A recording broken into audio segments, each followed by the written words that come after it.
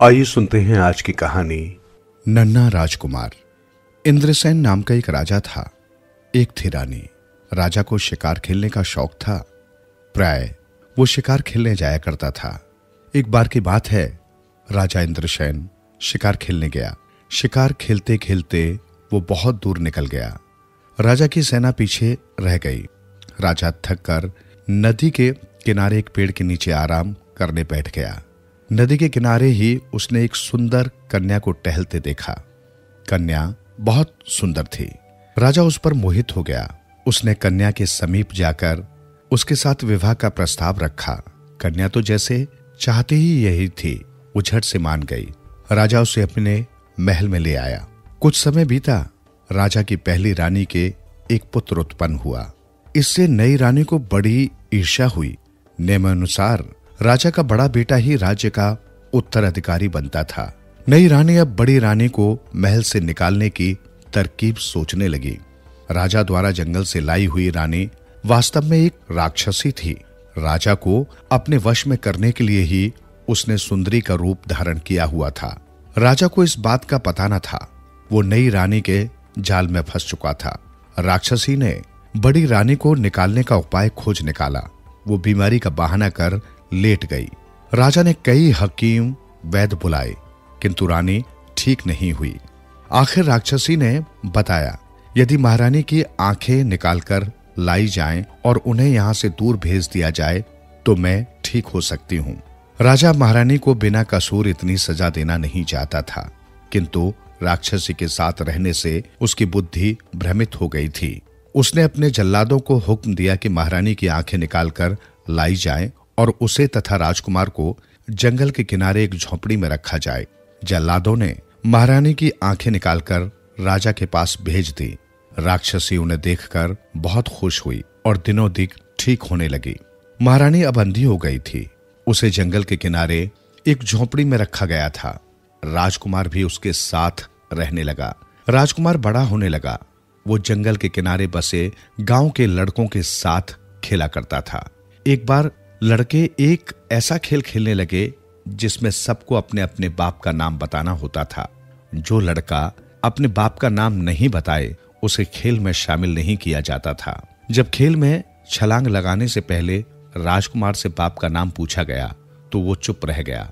उसे ज्ञात नहीं था कि उसके पिता राजा हैं। उसे खेल से निकाल दिया गया। वो रोते रोते अपनी माँ के पास आया और सारा हाल सुनाया। माँ ने रोते हुए बताया, बेटा, तुम्हारे पिता का नाम इंद्रसेन है। वे इस इलाके के राजा हैं। कल तू उन बच्चों को बता देना। राजकुमार ये जानकर कि उसके पिता राजा हैं बहुत प्रसन्न हुआ और साथ ही दुखी भी हुआ कि पता नहीं क्यों राजा ने उन्हें इस तरह छोड़ दिया है।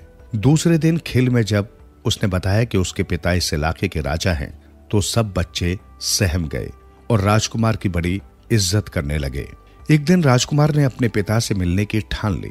उसने मां को नहीं बताया और राजमहल में पहुंच गया।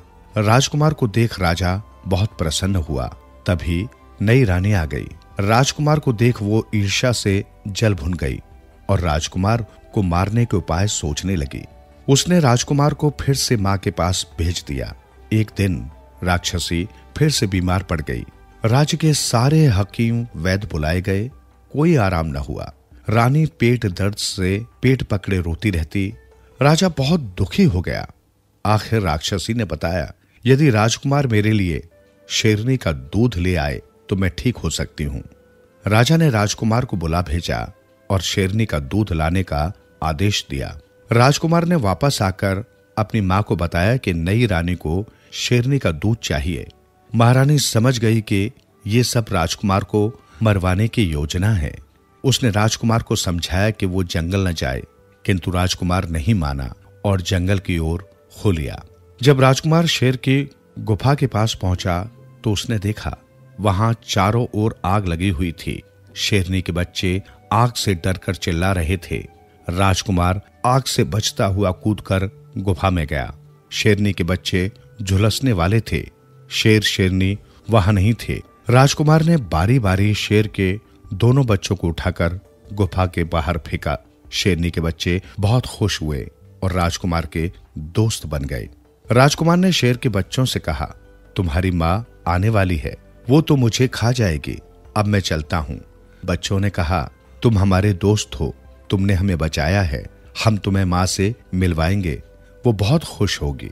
शाम को शेरनी आई तो बच्चों ने उसे राजकुमार से मिलवाया और बताया कि इसी ने उन्हें आज आग से बचाया है, नहीं तो वे जल गए होते। शेरनी ने राजकुमार को बहुत प्यार किया। राजकुमार ने डरते हुए शेरनी को बताया उसे अपनी माँ की बीमारी के लिए दूध की जरूरत है। शेरनी राजकुमार के साथ चलने को तैयार हो गई कि जितना दूध चाहिए वहां दुहा लेना।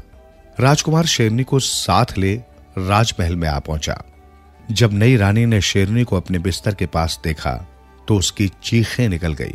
वो चिल्ला उठी, ले जाओ इसे, ले जाओ, मैं ठीक हूं। राजकुमार हंसता हुआ शेरनी को जंगल में छोड़ आया। राजा व प्रजा राजकुमार के साथ शेरनी को एक कुतिया की भांति चलता देखकर अचंभित हो गए। कुछ दिन राक्षसी चुप रही। राजकुमार उसे आंखों में खटकता रहा। एक दिन पुनः वो बीमारी का बहाना कर कर लेट गई। शाम को राजा महल में लौटा तो वहां अंधेरा था। रानी कराह रही थी। इस बार फिर रानी ने पेट दर्द का बहाना किया और हाय हाय करती रही। वैद्य हकीम बुलाए गए, कोई फायदा ना हुआ। आखिर रानी ने कहा, मुझे बचपन से ही ऐसा दर्द होता है। मेरे मायके में भूरी भैंस है, उनका दूध पीकर मैं ठीक होती हूँ। यदि राजकुमार मेरे मायके से भूरी भैंसों का दूध ला दे तो मैं ठीक हो सकती हूँ, नहीं तो मर जाऊंगी। राजा ने फिर राजकुमार को हुक्म दिया कि वो वहां जाए और रानी के मायके से भूरी भैंसों का दूध ले आए। राजकुमार को उसकी मां ने जंगल जाने के लिए बहुत रोका, क्योंकि नई रानी ने अपना मायका घने जंगल में बताया था, किंतु राजकुमार नहीं माना। राजकुमार घने जंगल में बढ़ता गया। बहुत आगे जाकर उसे एक साधु मिला। साधु के पूछने पर राजकुमार ने बताया कि अपनी नई मां के लिए उसके मायके से दूध लाने जा रहा है। साधु ने कहा, बेटा, उस रानी के भाई मां सब राक्षस हैं, वह स्वयं भी राक्षसी है, फिर भी तुम डरो मत, मैं तुम्हें तोता बनाकर भेजता हूं। तुम जाकर एक भैंस का बाल तोड़ लाना, बस सारी भैंसें तुम्हारे पीछे पीछे आ जाएंगे। साधु ने राजकुमार को तोता बनाकर भेज दिया। उसने वहां एक भूरी भैंस का बाल तोड़कर छिपा लिया और वापस आने लगा। बस सारी भैंसें उसके पीछे हो ली। सब भैंसों के साथ जब राजकुमार महल में पहुंचा तो राक्षसी बहुत हैरान हुई। सारी भैंसें उसके पीछे आ रही थी। राक्षसी ने दूध पिया और ठीक हो गई। कुछ दिन और बीते। राक्षसी फिर राजकुमार को खत्म करने का उपाय खोजने लगी। एक दिन फिर वह बहाना कर लेट गई। इस बार उसने राजकुमार को मरवा देने की ठान ली थी।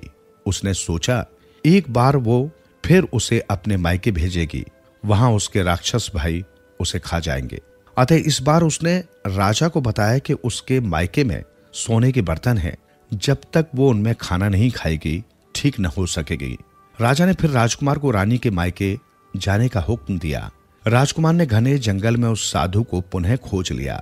साधु ने कहा, बेटा, तुम्हारी नई माँ के भाई तो राक्षस हैं, वे तुम्हें जिंदा नहीं छोड़ेंगे। तुम्हारी नानी अंधी है, तुम वहां जाकर बोलना दोहता आया है, वह तुम्हें घर में रख लेगी। उसके बेटे दिन को मार धाड़ करने गए होते हैं और रात को घर लौटते हैं। दिन में तुम भीतर से संदूक से सोने के बर्तन निकाल लेना।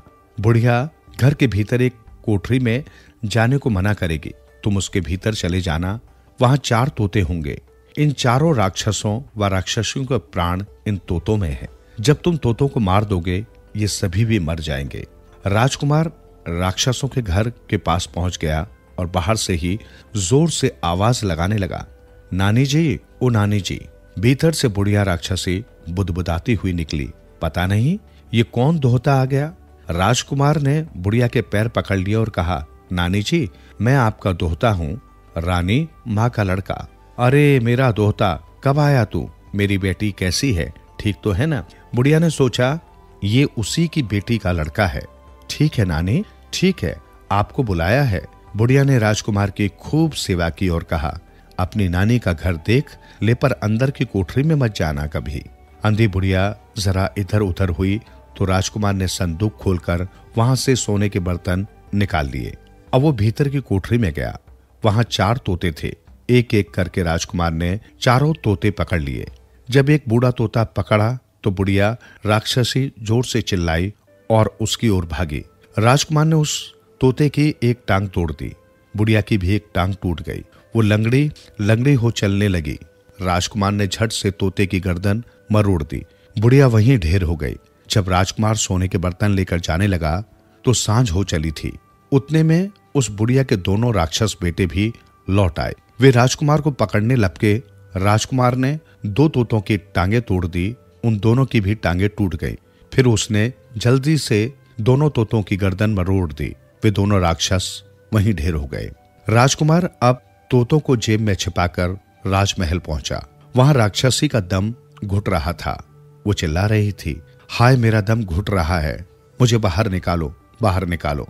राजकुमार ने सोने की थाली व बर्तन वहां रख दिए और राजा से कहा, महाराज आप जल्दी से इन्हें सोने के बर्तनों में खाना परोसिए, ये ठीक हो जाएंगी।